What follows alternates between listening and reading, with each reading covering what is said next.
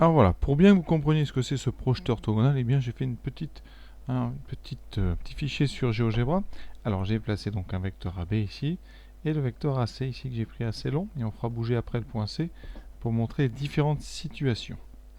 Alors la première étape, pour bien comprendre ce que c'est le projeté de C sur la droite AB, c'est de tracer la droite AB. Et ensuite je vais tracer une perpendiculaire à la droite ici AB, passant par mon point C.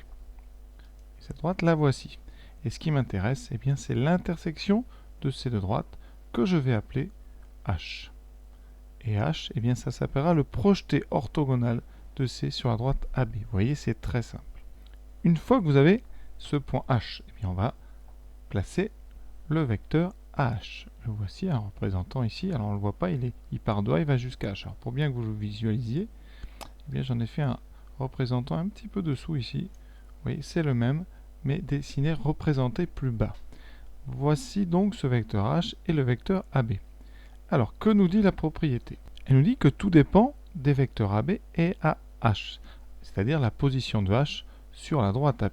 Si H est à droite de A sur mon dessin, c'est-à-dire que AB et H sont de même sens, mon produit scalaire, ça sera tout simplement le produit de la longueur AB par la longueur AH.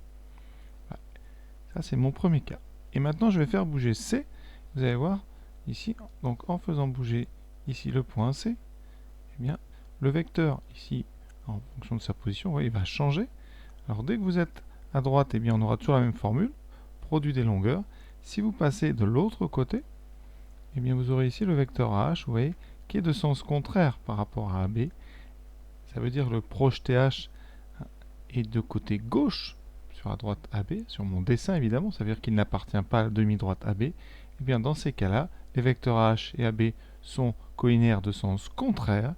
On voit bien que les flèches ici ne sont pas dans le même sens, la verte et la orange.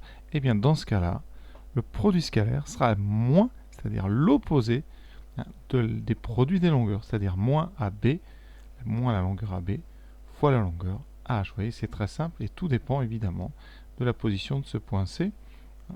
Et ainsi, on a comme ça deux cas vraiment marqués. Les cas où les produits scalaires sont positifs, et qu'on reconnaît facilement en regardant l'angle. Si l'angle ici est plus petit que 90 degrés, eh bien vous aurez un produit scalaire positif.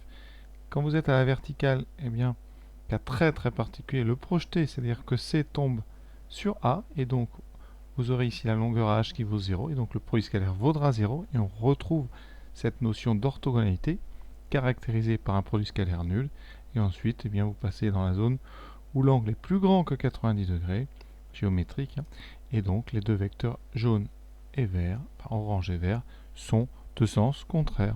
Donc voilà comment on va calculer avec le projeté eh bien, un produit scalaire.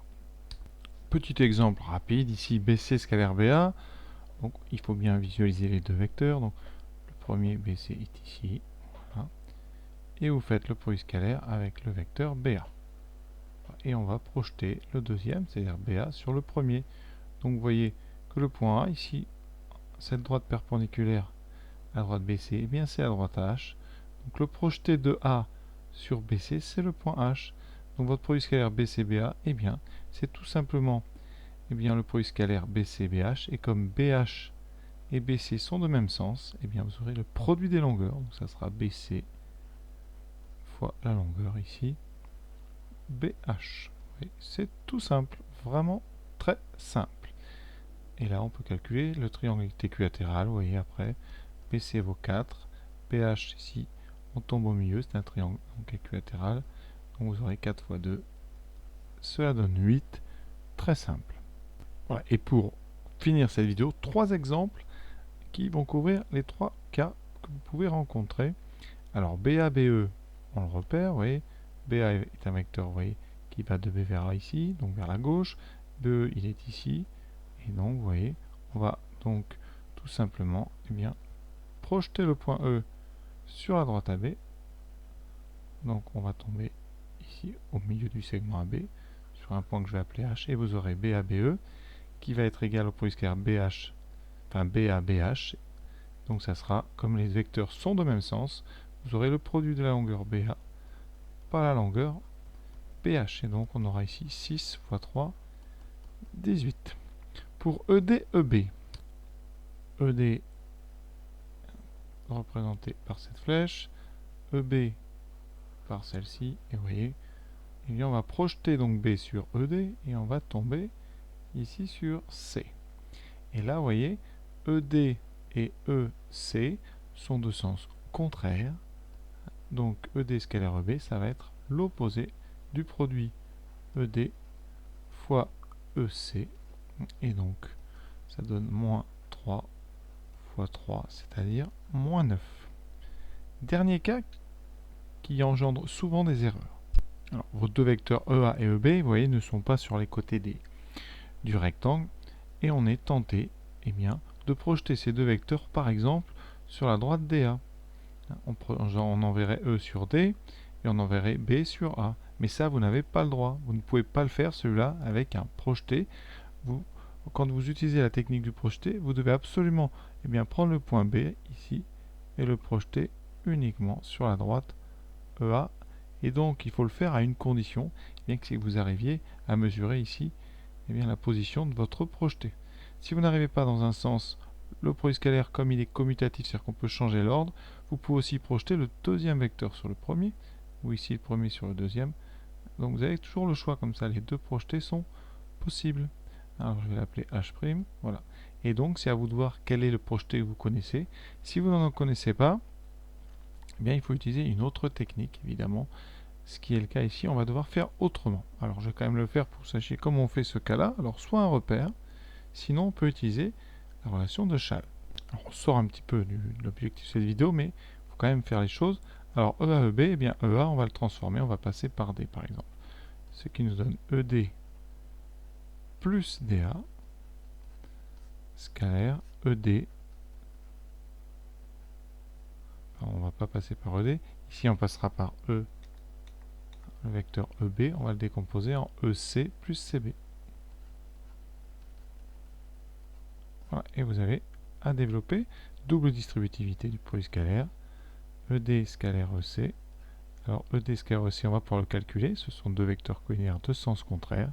Il vous reste ED scalaire CB plus DA scalaire EC et plus DA scalaire CB. Alors c'est très intéressant, un petit peu long peut-être ici, mais bon, ED scalaire CB, vous pouvez vérifier si les deux vecteurs sont orthogonaux, donc ça fait 0, vous avez un angle droit qui est ici. DA scalaire EC, c'est pareil, vous avez deux droites ici qui sont orthogonaux, qui sont perpendiculaires, donc ça fait 0. Il vous reste ED scalaire EC. Alors ED va vers la gauche, EC vers la droite, donc on a ici l'opposé du produit des longueurs ED par EC, c'est-à-dire moins 3 fois 3. Ensuite, il reste DA, CB. Alors DA, ici, c'est vers le bas. CB est aussi vers le bas. Donc DA, CB, c'est tout simplement DA scalaire DA. Et donc, on aura la longueur DA au carré. Plus donc DA carré qui vaut, ici sur le dessin, je ne l'ai pas donné. Donc, on va ici poser ça. Par exemple 4. Et vous auriez ici trouvé 16. Donc, vous voyez, on peut le faire, évidemment. Donc, les points intéressants à retenir de cette vidéo. Première chose, on projette le premier vecteur sur le deuxième, ou le deuxième sur le premier, vous avez le choix. Ensuite, on regarde le sens des deux vecteurs, l'un par rapport à l'autre, si les deux sont dans le même sens, ou si les deux vecteurs sont de sens contraire. Et surtout, quand on ne peut pas projeter l'un sur l'autre, on ne projette pas sur une troisième droite qui vous arrangerait. Voilà, ça c'est interdit, il faudra faire autrement. Donc voilà ce que j'avais à dire sur le projeté. C'est pas très compliqué, mais il fallait clarifier les choses. Donc j'espère l'avoir fait. À bientôt.